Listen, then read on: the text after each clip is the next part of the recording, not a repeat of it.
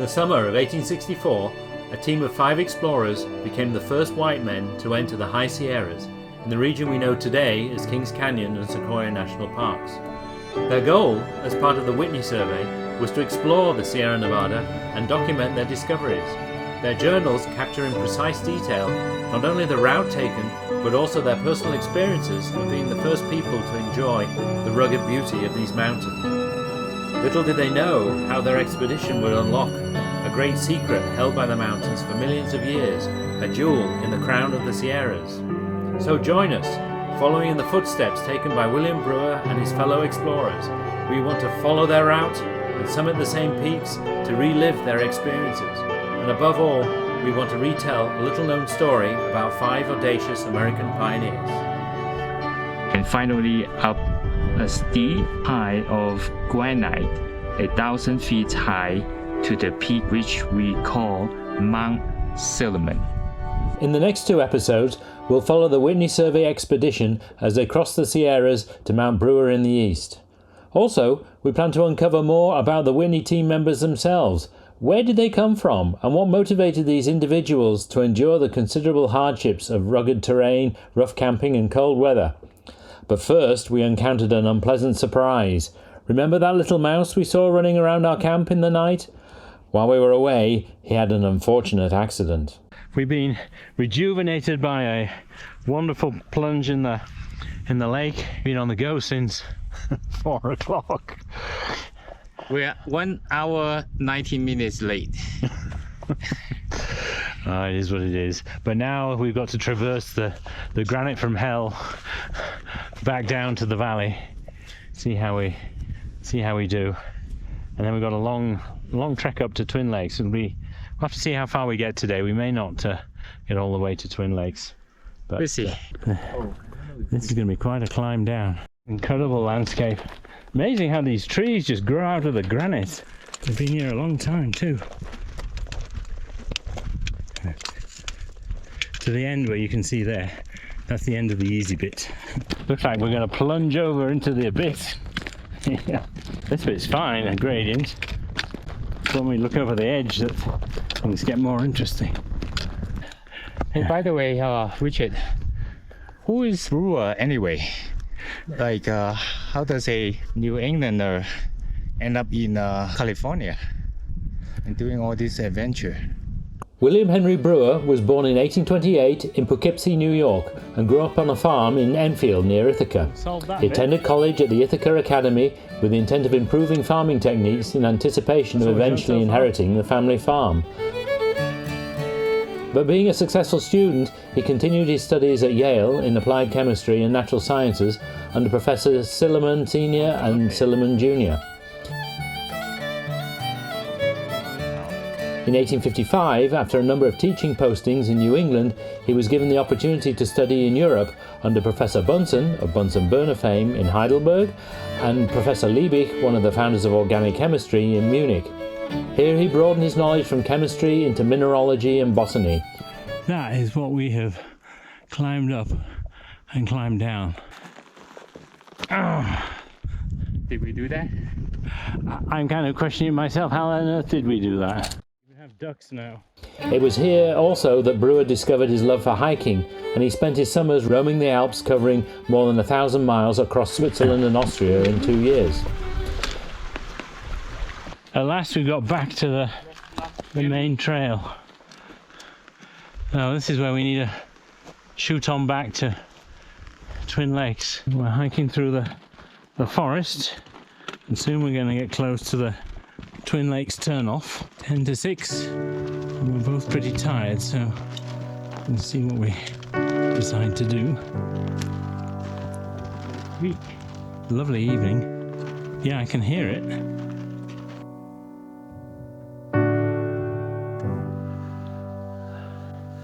So it's the beginning of day 5. Here we are camped by the creek. We didn't make it to Twin Lakes yesterday, so we're taking our camp down. So we're going to head up to Twin Lakes and rejoin the Brewer Trail after our 2-day Mount Silliman diversion. And we're going to follow Brewer and his team over Silliman Pass and over to Lost Lake. Yep, let's go for it. On about 2 miles to Twin Lakes. We had a turn off pretty quick. So let's make sure we don't miss that one. Okay, and keep our eyes open for a sign. That's a turn off. A turn off. JO Pass 1.9. Yes, I remember this. Twin Lakes 1.7. Now back to Brewer's story. In 1858, Brewer returned to New York, taking on the professorship of chemistry at Washington Jefferson College, and he married Angelina Jameson. So his career in applied chemistry and family life were both prospering. But suddenly in 1860, tragedy struck, with the sudden death of both his wife and newborn son, leaving him devastated, alone, and completely rudderless. Around this time, he was approached by Josiah Whitney, who was looking for someone to lead his California survey.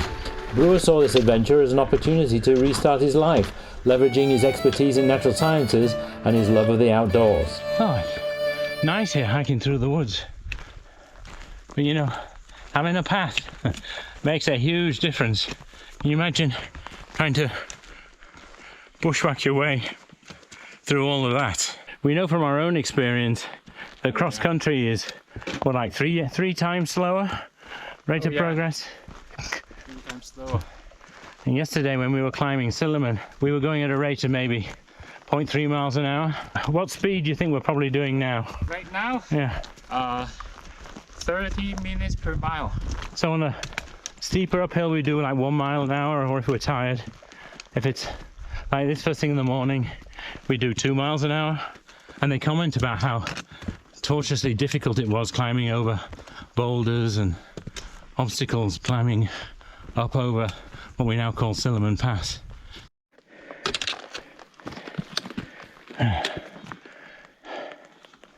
Looks like it's a dry up riverbed here. This be the one right next to us this morning? I think so, yes. It's called East Fork Clover Creek. Okay. When we were coming down from JO Pass, there was a quote in Brewer's journal about camping in a massive amphitheatre, which we assumed was over that way. I'm starting to think that maybe this is the massive amphitheatre. This looks more like what he's describing in the journals, even though on the map it's kind of misplaced. I reckon they probably camped here at Twin Lakes. We're now coming up to Twin Lakes after being blasted up the hill this morning. Oh, wow, look at this. That's the lake. Absolutely gorgeous. It's called Twin Lake for one reason, because there's 2 lakes. Lovely place. Take a look. Yeah, let's do that. Looks like a good spot. Well, one advantage of being here now instead of yesterday afternoon is there's nobody here.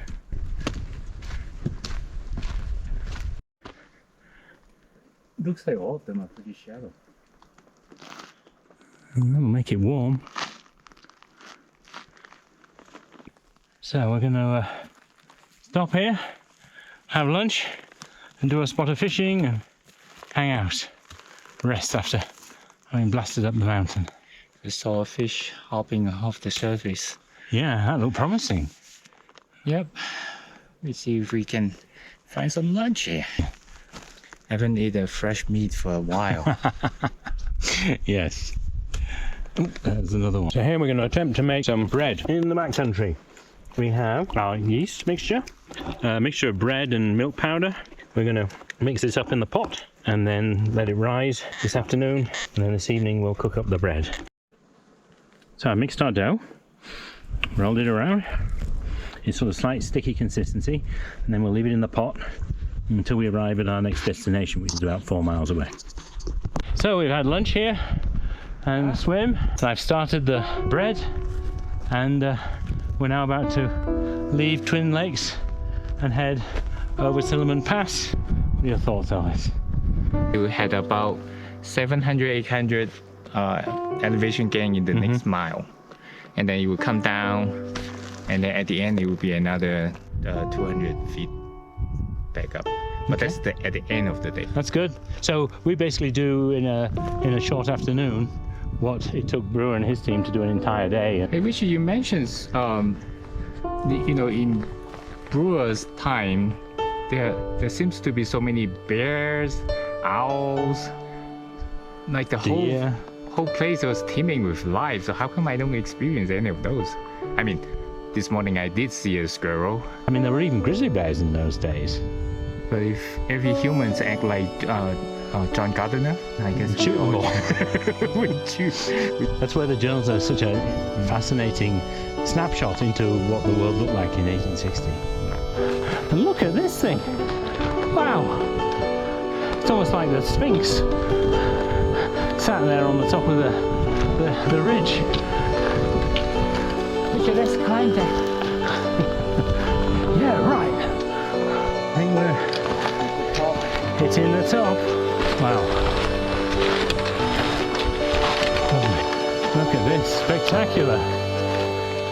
Look at that pointed rock. That's Brewer, I think. No, that's not Brewer. Don't ask me to climb this thing. There's two. Real? Are you serious? Well, I have to look at the map. I have to look at the map to confirm it. But I'm going to take a picture. Yeah. And then I'm going to study this picture. Yes, prove me wrong. And then I would be happy for that. it's another crazy. Right. And this, Elvis, is why we couldn't do Silliman from here. So Brewer came.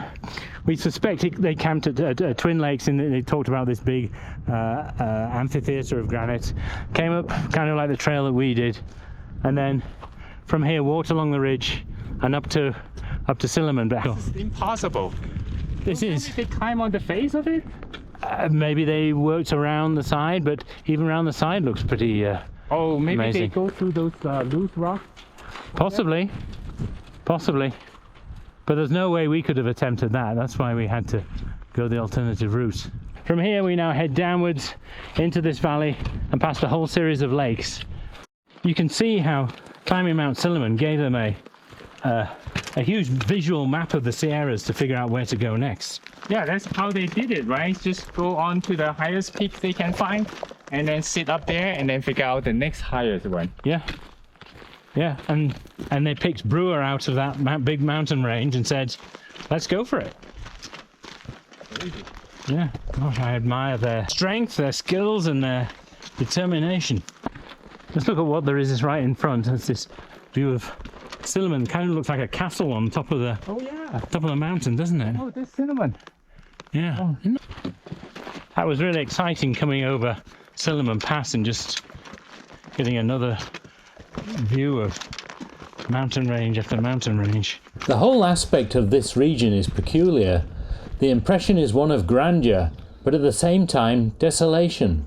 The dark pines, the light granite, the sharp cones behind, the absence of all sounds except the sighing of the wind through the pines or the rippling of streams. The scenery we've seen on this trail the last half hour or so since we came down from Silliman Pass has been nothing short of spectacular. Crazy. Incredible. We climbed one of it. And one of them is ours, yes. When we figure out which one.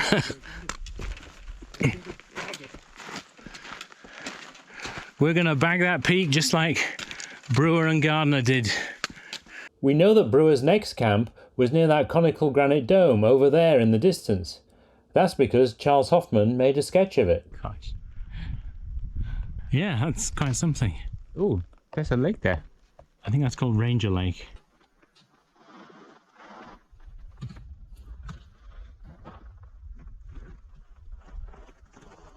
And so we've just arrived at Lost Lake.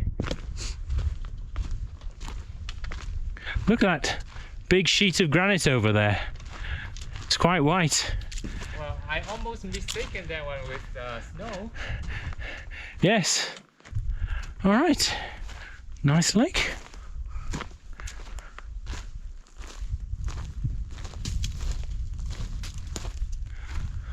Look at the big crack in the rock there. Look at the alpenglow on the peak. We've arrived just in time to see the sunset. So, you know, I've wondered on this expedition, there are references to them having fires, I imagine. Do they light fire every night? I would imagine they would have done, yes. Well, they would have cooked over the fire. It's cold here. Yeah. They probably keep the fire on the whole time. Yeah. It wouldn't have been subject to fire restrictions. If accidentally fire got out of control and started burning part of the forest, and they'll have to run around with buckets from the lake and put it out. We had trouble with our fire. It got into some dead logs and we feared a general burn. We fought hard to put it out, and Gardner was nearly bitten by a rattlesnake that was driven out of the bushes. I wonder what they would have discussed around the fire.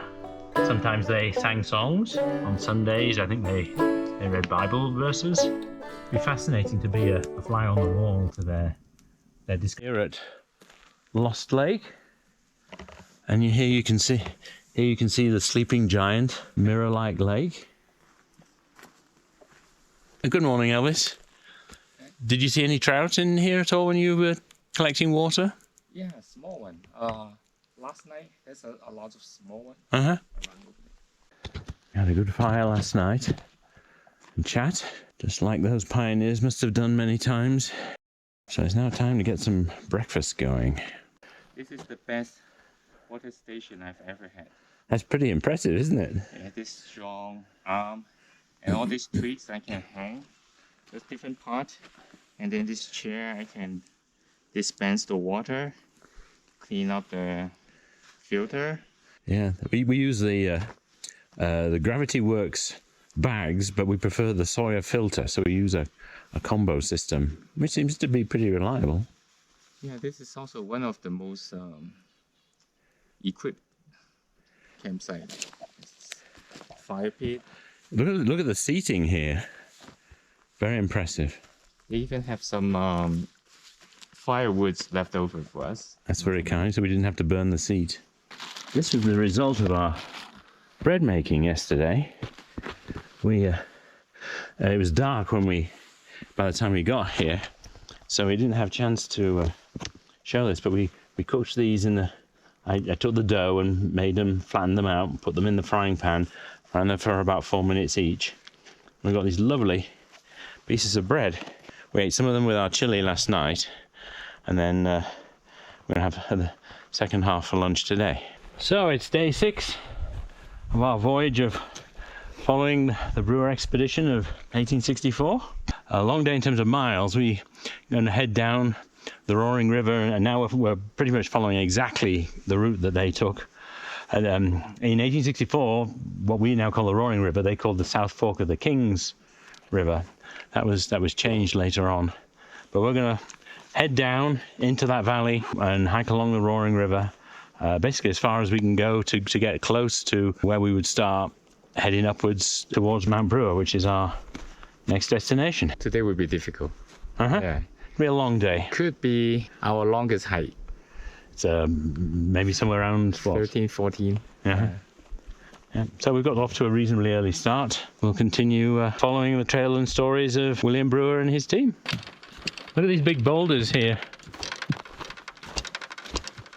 Where they've all come from. Escaping from the authorities. That's where you could go hide. Oh, that's easy trail here. So far, yeah. Keep it that way. And we should get to where we are. Meet our goal. In the next episode, we attempt to overcome even greater challenges in following the footsteps of William We Brewer. need to hike 6,000 feet in 7 miles. No way. As we slowly grind our way up, with much bigger risk of thunderstorm now than we were in the early part of our travels. Yeah, we still have more height to climb, so we must plod on.